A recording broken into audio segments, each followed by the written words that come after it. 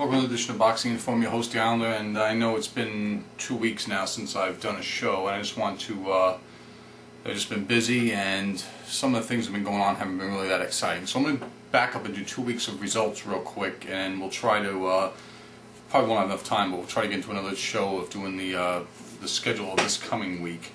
I left off last time I told you that Hosumi Hasegawa and Oscar Larios were both defending their titles in Japan, and had given you the results that Hasegawa scored a first round stoppage over Vusi Malinga of 2 knockdowns in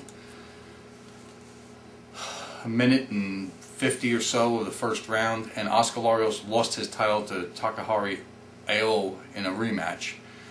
That brought us to Montreal on the 13th of March, in which Lucian Bute defended his IBF 168-pound title for, I believe, the 3rd time. It's his first fight since that close call against Labrado Andrade, when he was pummeled all around the ring in the 12th round. And, you know, there were questions surrounding this fight of whether or not there would be lingering effects or not, but the truth of the matter is, as soon as I saw them come into the ring and I saw the size advantage that Bute had, I knew that Zuniga, I didn't think, all things being equal, that Zuniga was even going to come close to winning the fight. He'd lose a one-sided decision.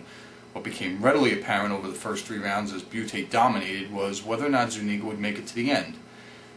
And I've got to hand it to the Showtime broadcasters because, you know, again, this has been some time ago. It's been, you know, over a week ago. The punch that landed on the solar plexus, the left hand that Bute threw to the body, Nick Charles called as a low blow, but it wasn't. It was right in the breadbasket, and it knocked Zuniga down. Didn't look like he was going to get up, and a follow-up flurry ended the fight. And in a word, this is probably the best I've seen Bute look. And what's important about this is that he was coming off of a very trying fight with Andrade. There was a lot of controversy involved in that fight. And this is what true champions are made of. They bounce back from adversity and put on a dazzling performance. Now again, it was against Zuniga, who had been moving, at once I think fought at 154 pounds, I don't know, and was has a close stoppage loss to Kelly Pavlik. But again, a dangerous fighter, and all the more. They asked Bute if he'd fight Andrade again. He says he wants to clear his name, and so be it. And let's move on. The 14th in the UK in Manchester, and this is well overdue. Nikki Cook was doing quite well for 2.5 rounds against Roman Martinez.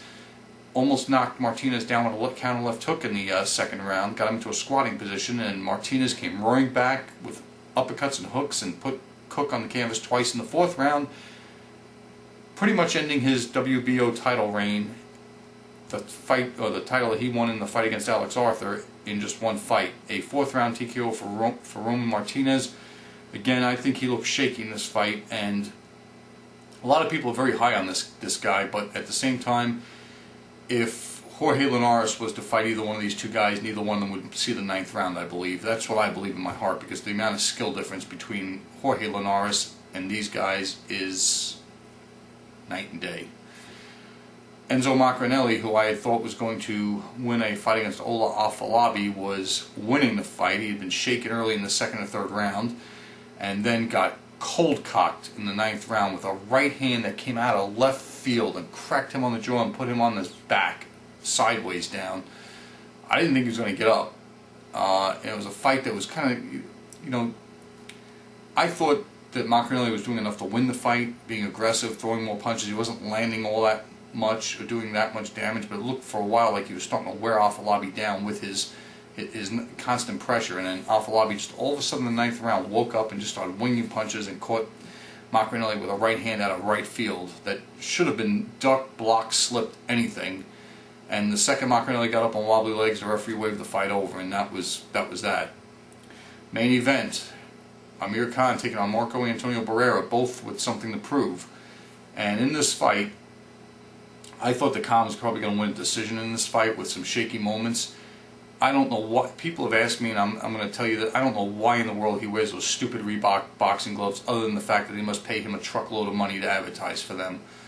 If he wore Reyes gloves or Everlast, I'm pretty sure that he would have put a heck of a lot more a heaping's worth of damage on Barrera.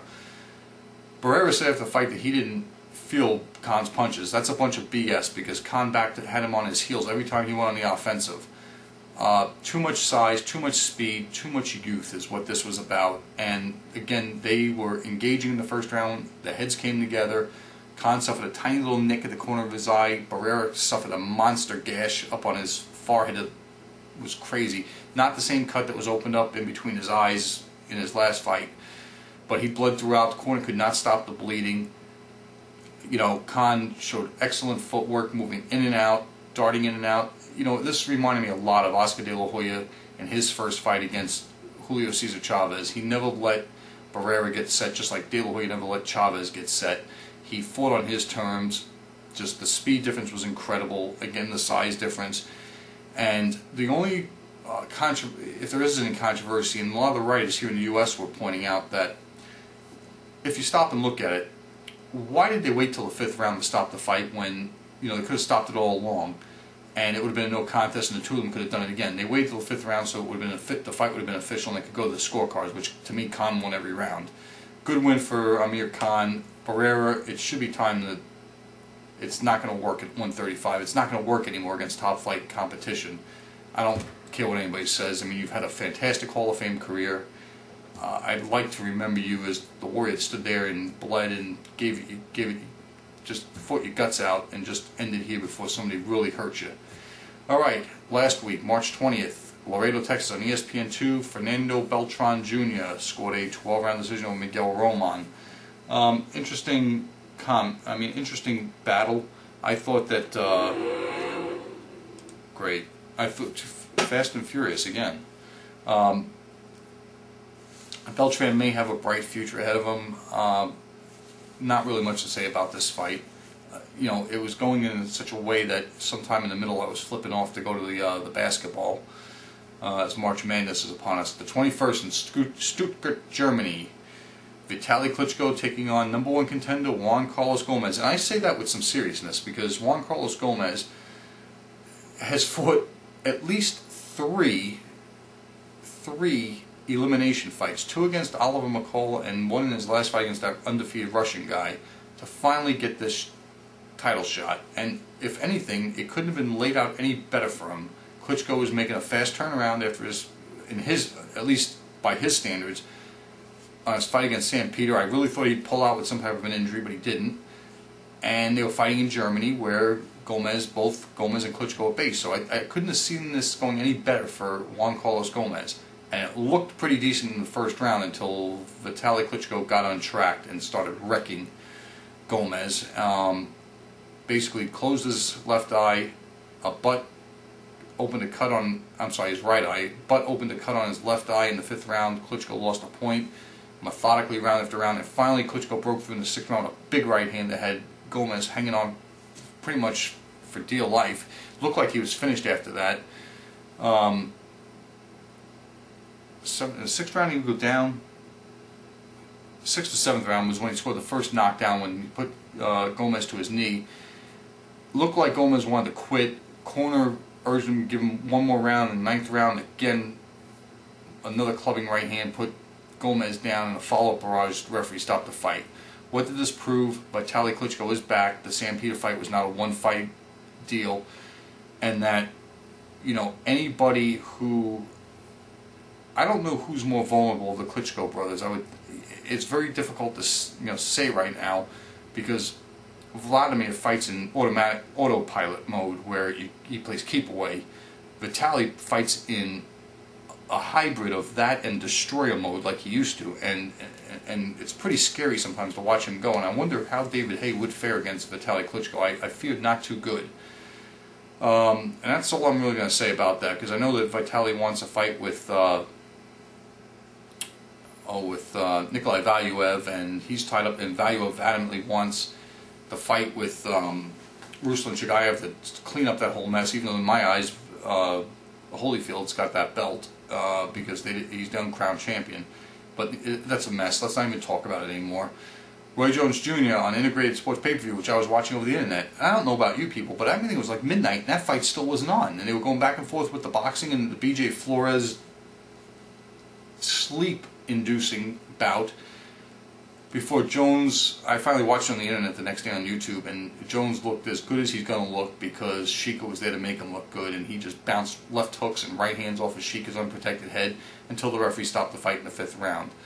A few more seconds here. A couple things in the news. Kelly Pavlik's next opponent, Sergio Mora, going to be on Top Rank pay-per-view because HBO has said no to this fight. They'll say yes to Roy Jones versus Ricky Frazier, but no to Pavlik versus Mora.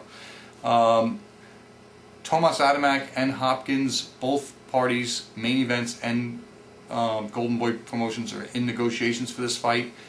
Golden Boy is also reaching out to Germany to try to get Sergey Zinzurek to come here to fight James Kirkland, as well as Andres Kolteling to defend his WBA Junior Welterweight title against Victor Ortiz.